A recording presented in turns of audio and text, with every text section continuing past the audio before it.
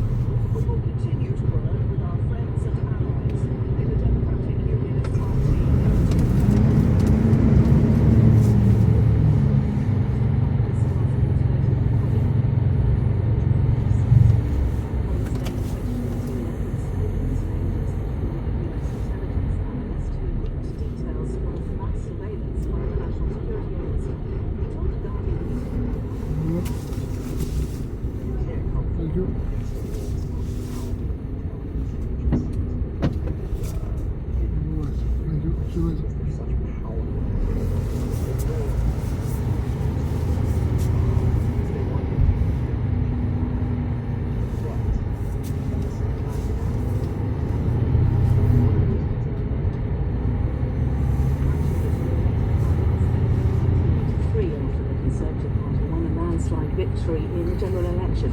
She had a majority of 144. Labour had their worst election performance since 1980. And on this day, in 1982, the 20-pence coin entered circulation. It's seven-sided and like the 50p. Well, that concludes news briefings. This is BBC Radio 4. This week's Bells on Sunday comes from the Church of St Nicholas in Chawton, Hampshire. The church is closely associated with author Jane Austen, who lived in the village at Woodford at St Nicholas. Her brother and sister are buried in the churchyard. There are 6 bells, all cast by Taylor's Ayre and Smith Foundry of Loughborough in 2006. The tenor bell weighs 600 weight and is tuned to the note of B. You hear them ringing Cambridge Surprise Month.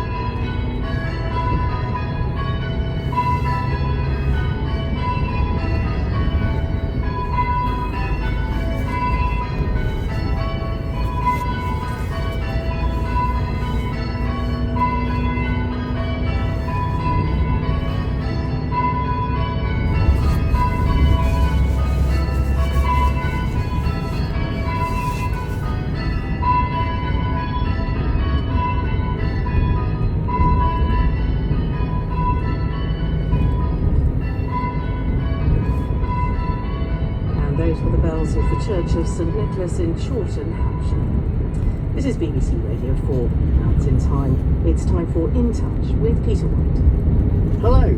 Developing new treatments for eye disease is almost always a series of very small steps, which is why we try on In Touch to be very careful how we report on progress so as not to raise false hopes. Congenital eye conditions have always been particularly resistant to improvements in sight, and while not now new, gene therapy is an evolving procedure for a range of eye conditions. Well, now the results of a trial in the United States for a group of patients with the inherited condition Leber's congenital amaurosis, just published in the prestigious New England Medical Journal, is creating considerable, if cautious, optimism. Dr. Eric Pierce is principal investigator for the trial based at Harvard Medical School. Mark Panizzi is lead scientist for the trial He's based at Oregon Health and Science University. Well, the work has been done using a new gene editing tool. And I began by asking Dr. Pierce to just explain what is new about this method of delivering medicine directly into the eye.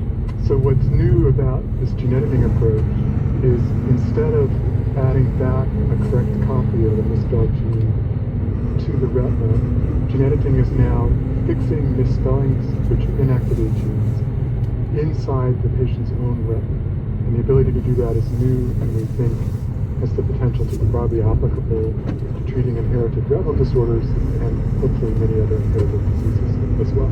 So when you use the term editing, it is really like editing in the way that we perhaps recognise it editing, sound, radio or film. It is actually separating and fixing things back together. Yes, that's correct. Just like you would editing a Word document, the editing approach here is to remove that misspelling, literally cut it out, which allows the gene function to resume. Perhaps I can bring in Dr. Panisi at this point. So tell us more about the trial and what it's achieved. We start first with a very low concentration of the vector, and then we increase and treat more and more patients as time goes on. And so in this trial, we treated 14 patients, and many of them showed improvement in their vision, which was very exciting.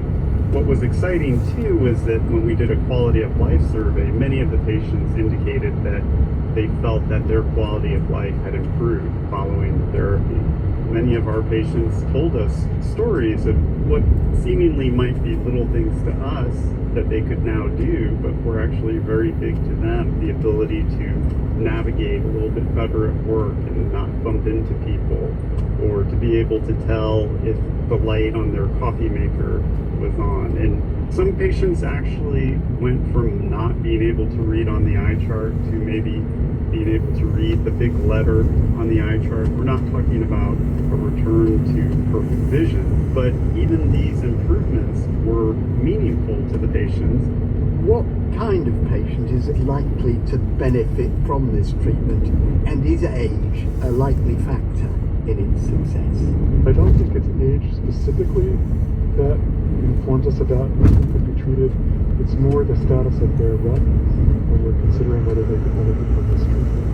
And now we know that for very good reasons, lots of steps are usually taken between clinical trials and a procedure being widely available. What are the next steps? And if all goes well, when might we see general availability? Well, there's a defined process for getting drugs approved, both in the United States and Europe, and the first step of that is a phase 1/2 trial, which this has been. For rare diseases, you often then have to go on and conduct an additional trial with a larger number of patients, usually some form of randomization where some patients may receive the treatment and some patients may not receive the treatment, so that you can rule out that improvements might be due to placebo effects. So we're hopeful that this will move forward. It'd be fair to say that your chance of getting this kind of treatment would be to be involved in a trial, right? This is not something that will be on the market immediately, so we would encourage patients to look into trials. Dr. Pierce, to what extent could this work be applied to other genetic conditions which affect the eye? So we're hopeful that CRISPR-Cas9 gene editing technologies can be used broadly to treat inherited eye conditions. We really feel like this is a proof of concept that gene editing can be done safely and effectively in people's eyes for treating retinal disease. So we think this could be applied to other specific types of genetic retinal blindness, but also other eye diseases, and really demonstrating that gene editing can be done safely in vivo in people's bodies. I hope will help open up the use of gene editing therapies for other inherited diseases as well. This is just the beginning for gene editing. This is really the first generation, and we're already exploring even more advanced forms of gene editing. So this is something that I expect is here to stay and will really widen our ability to treat a large large number of genetic diseases. So this is a really important accomplishment for patients. Dr. Eric Pierce, Mark Panisi, thank you both very much indeed. Thank you. Well, someone who took part in the trial is 22-year-old Olivia Cook, who is joining us from Springfield, Missouri. Olivia, first of all, can you just explain the kind and degree of vision you had before the trial? Growing up, my vision was always fairly bad, but I was able to get around. I had a really limited peripheral field of 18 degrees out of 140. Doctors kind of compared that to looking through a straw hole to give it perspective. And I also wasn't able to see in the dark like at all, and if it was like a dim room, I wouldn't be able to see very good in there.